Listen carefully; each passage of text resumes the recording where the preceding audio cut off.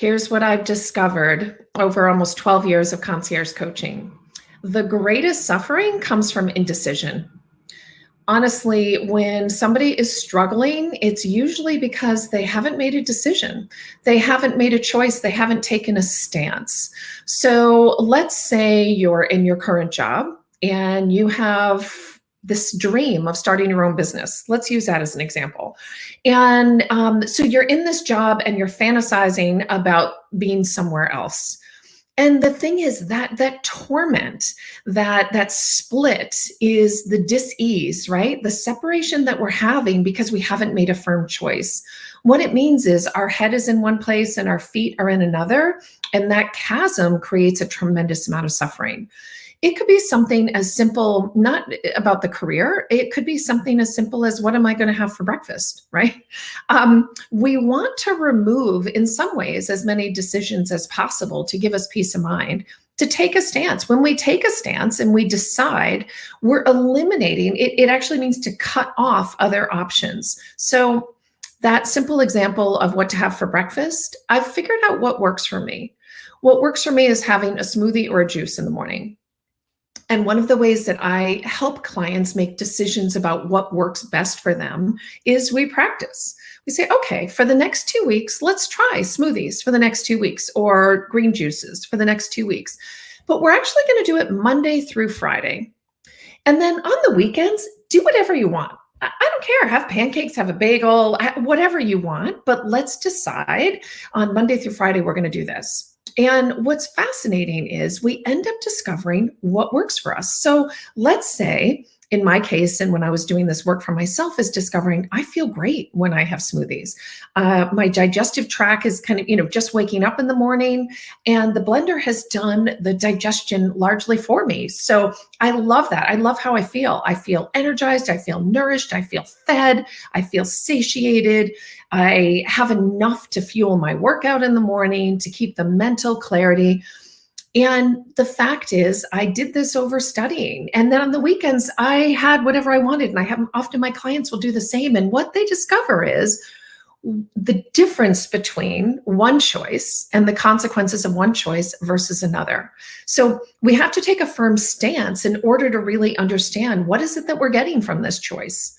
Taking a stance and saying, you know what, I've discovered my weekday and my weekend breakfast looks the same. Whenever I deviate, I don't feel good because I did the work in figuring out what works for me.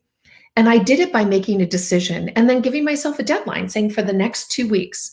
So one of the best ways we can make decisions is give ourselves an out, go all in until a certain date. And that's really a liberating process because we then get to renegotiate.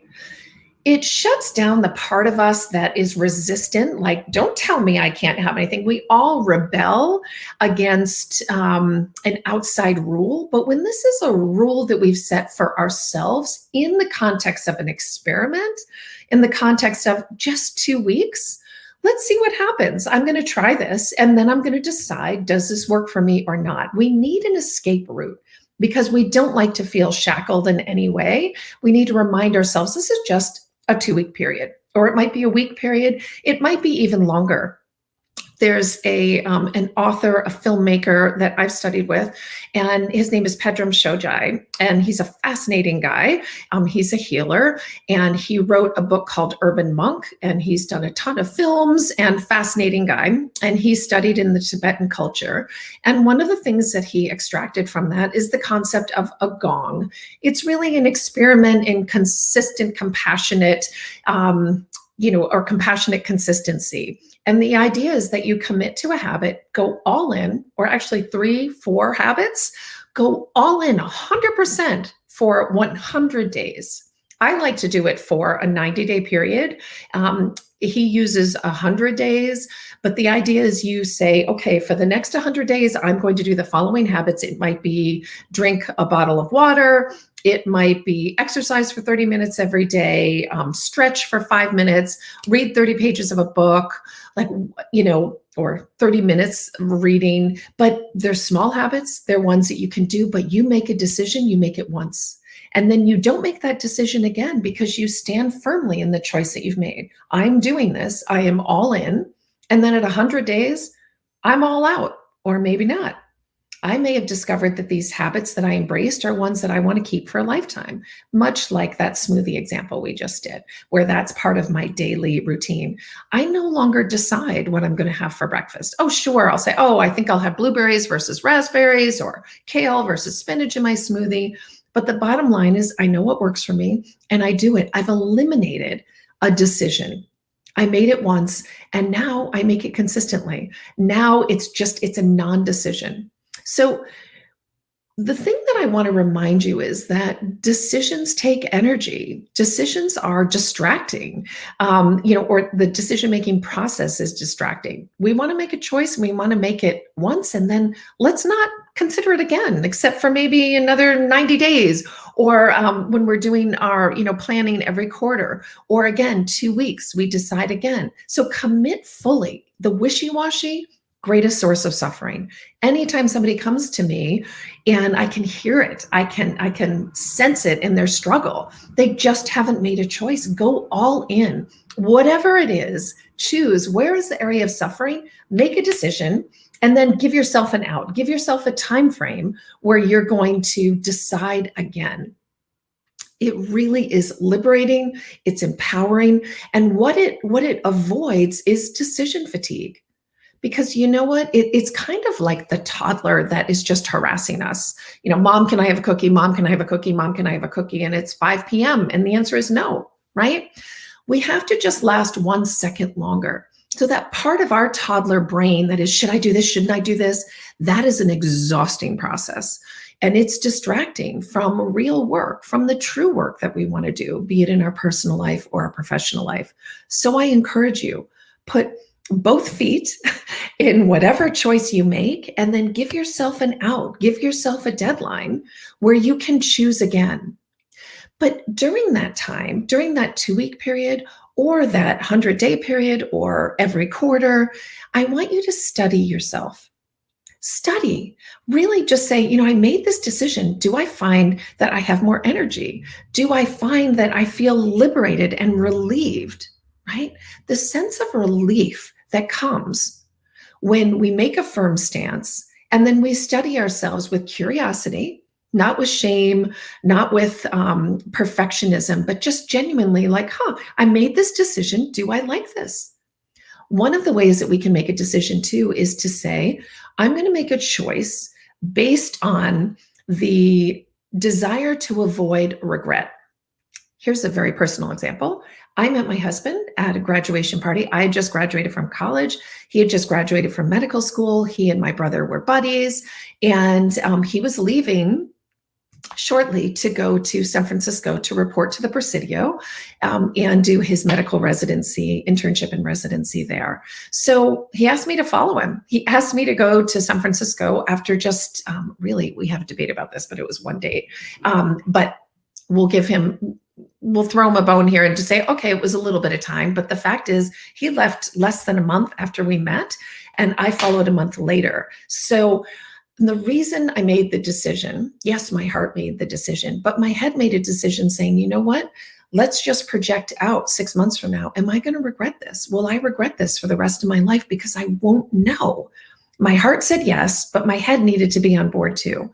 So I bought a round trip ticket. I had a way out.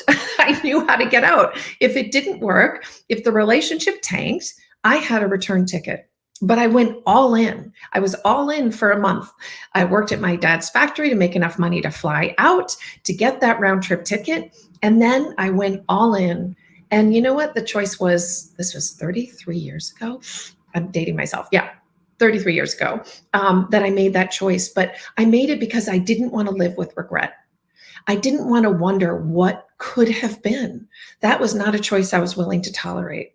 So it wasn't on my life plan to meet the man I was going to marry at that point. I had to break off some relationships that were really meaningful to me in lots of different ways, had to leave.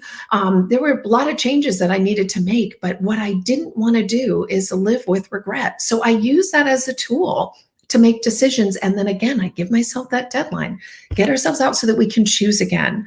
We have this safety net so that we have the courage to make a choice. So I don't know where you are in your life right now. I don't know where you're wavering or wishy-washy, but here's the thing. Don't get off the indecision and make a choice and then support yourself and go all in and then give yourself that chance to choose again.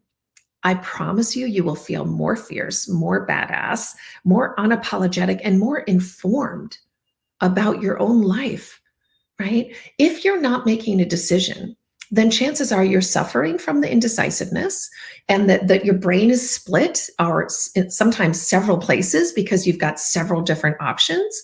And the other thing is you might be actually living a life based on somebody else's decisions for you. Ouch, like that hurts, right? We don't want to live that way, but it's very likely that if you are procrastinating about a decision, it's not serving you. And I would really encourage you to say, okay, what new information do I need in order for me to make a decision? Often the answer is there's no more information. All we're doing is just kicking the ball, kicking the can down the road because we don't have the courage quite yet to make a choice. So if you can honestly say, I have all the information I need, I'm simply avoiding, I would encourage you to make a decision. And the decision could be to not pursue something as much as it could be pursuing. But indecision is also a choice. And it's a choice that comes with a lot of suffering. Thank you. Do it. Here's a little tip. This is what I want you to do. I want you to take a piece of paper and I want you to write all the things in which you might be indecisive about, and then pick one and make a choice and let us know about it. Send me a message. Let me know. And if you need more help, schedule a complimentary session where you can learn more about Be Nourished and what it might be like in working with me. But we can also discuss specifically, what is that choice you needed to make? Take a stance. Like really, I don't know, it's a courageous path. And if you're listening to me, you're courageous, you're badass, and wimpy isn't your way. So make a choice. Thank you.